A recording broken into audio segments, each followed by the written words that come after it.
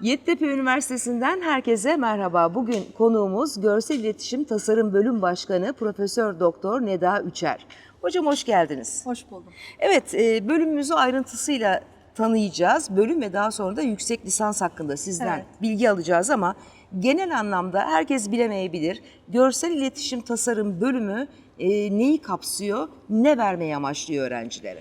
Görsel iletişim tasarımı aslında teknolojik altyapıyı kullanarak medya, reklam, animasyon sektörlerinde bir mesajı görsel olarak iletmeyi en basit şekliyle ifade ediyor.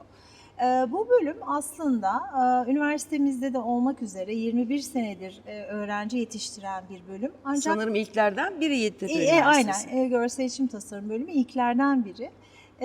Ve 2001 senesinde kurulduk ama 2002 senesinden itibaren öğrenci yetiştirmeye, almaya ve 2006'dan itibaren de mezun vermeye başladık. Dolayısıyla aslına bakarsanız 20 senelik bir geçmişimiz var. Yani bir tecrübemiz var hem akademik kadro olarak hem de üniversitemizin yapısı olarak, imkanları olarak. Ama gene bugün baktığımızda görsel iletişim tasarımı denilince öğrencilerin de, velilerin de bir kafası karışabiliyor. Onun için her zaman bir açıklama gerekiyor. Şöyle ki görsel iletişim tasarımı dediğimizde aslında çok farklı branşları ifade ediyor. Yani bugün animasyon tasarımı, oyun tasarımı, etkileşim tasarımı ve video yapımı alanları görsel iletişim tasarımının içerisinde yer alan ve meslek gruplarını oluşturan bir yapının bütünü gibi, bir çatısı gibi düşünelim.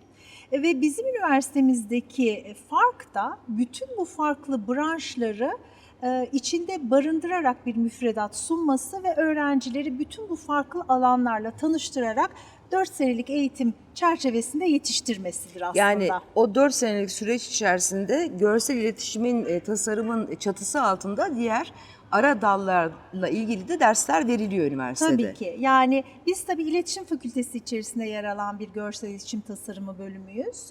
Biz bu kapsamda iletişim fakültesinin ana temel derslerine bağlıyız. Ama sonrasında 1. sınıfın 2. döneminden itibaren özellikle ve 2. sınıfta ağırlıklı olarak bölümümüzün görsel iletişim tasarımı alanına yönelik tüm derslerini giriş ve geliştirme olarak ve seçmeli ders olarak çeşitlendirerek öğrencilerimize eğitimimizi veriyoruz. Mesela animasyon diyelim. Animasyonun işte modellemesi, hareketli görüntü anlatılıyor. Ondan sonra onun işte 2 boyutlusu, 3 boyutlusu anlatılıyor.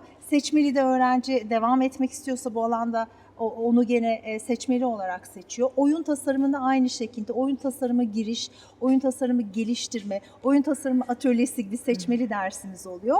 Aynı şekilde etkileşim tasarımında da, videoda da böyle. Dolayısıyla öğrenci aslında birkaç tekrar dersiyle bu farklı branşlardaki alanları tanıyor. Onların kuramını, pratiğini, uygulamasını öğreniyor ve proje geliştiriyor. Ve sonrasında özellikle 3. sınıfın 2. döneminden ve 4. sınıftan itibaren ağırlıklı olarak derslerimiz proje çerçevesinde yürüdüğü için öğrenciler kendilerine yakın buldukları bu branşlardan bir tanesini mesela seçerek projelerini o kapsamda yapıyorlar. Yani dersler için mecbur kalıyorlar o projeleri yapmaya ama seçebilecekleri proje konularında da mesela videoya ağırlık veriyor, animasyona ağırlık veriyor, oyuna ağırlık veriyor. Uzmanlaşmak istiyorsa aslında. Uzmanlaşmak istiyorsa aynen. Evet, peki daha sonra bir yüksek lisans isteğe göre yüksek lisans safhası var. Biraz da onun içeriğinden bahsedebilir miyiz? Şimdi bizim üniversitemiz tabii akademik anlamda da bu yeni alanda, bu aslında çok insanın yetişmemiş olduğu, akademik anlamda yetişmemiş olduğu alanda da hem akademisyen yetiştirmek hem de profesyonel hayata araştırma yapmak isteyenleri yetiştirmek amacıyla çok büyük olanaklar sağlıyor. Şöyle ki bizim hem görsel iletişim tasarımı yüksek lisansımız hem animasyon tasarımı yüksek lisansımız hem de etkileşim tasarımı yüksek lisansımız var. Yani aslında öğrenci mesela diyelim ki akademisyen olmak isteyebilir.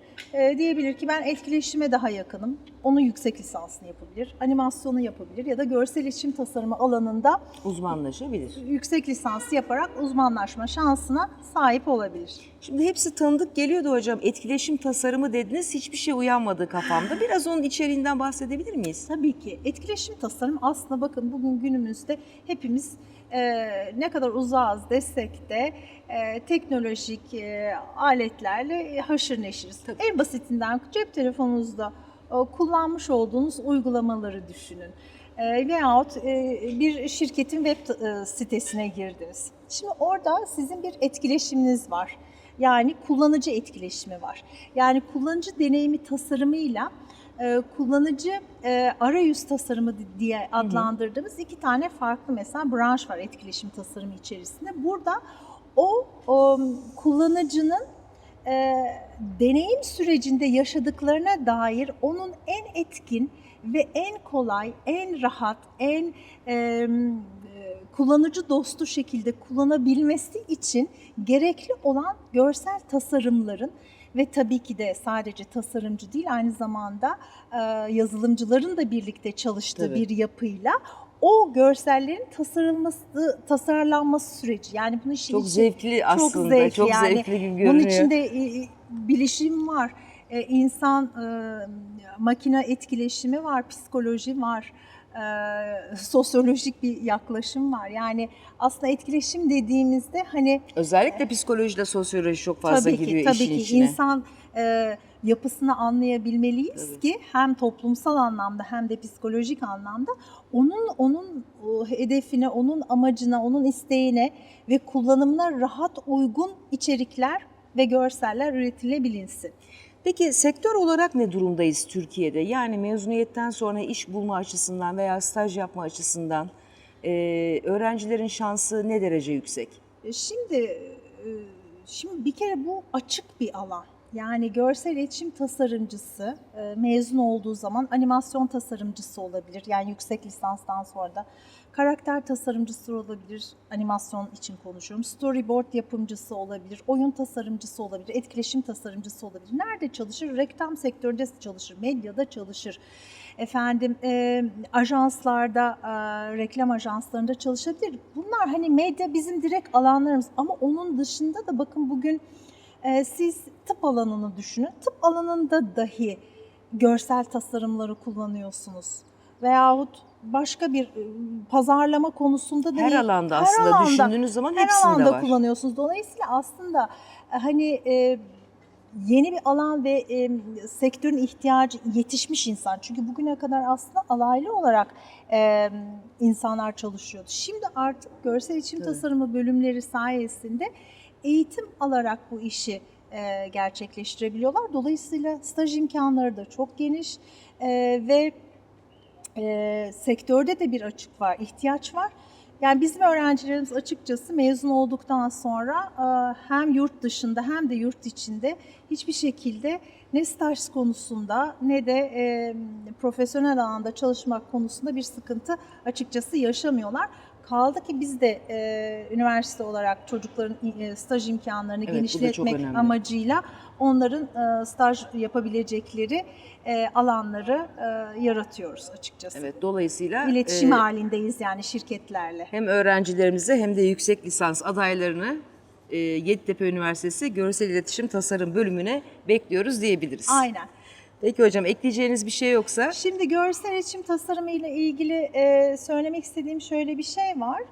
Yüksek lisansta şöyle bir farkımız var. Bunu belirtmek isterim. Çünkü biz yüksek lisans programına görsel iletişim tasarımında öğrenci kabul ettiğimiz noktada onların zaten uygulamalı dersleri gördüklerini, lisanstan geldikleri için uygulamalı dersleri gördükleri için olduğunu düşünüyoruz. Bu konuda bilgili olduklarını düşünüyoruz. Onun için bizim yüksek lisans programımızdaki programın çerçevesi daha çok kuramsal ve teorik bilgi verip onların proje üretmelerini sağlamak üzerine kurulu.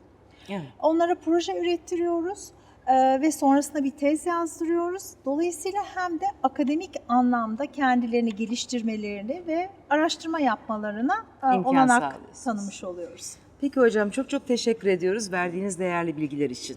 Ben teşekkür ederim.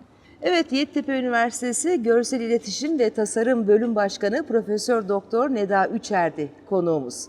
Çok teşekkür ederiz izlediğiniz için. Hoşça kalın efendim.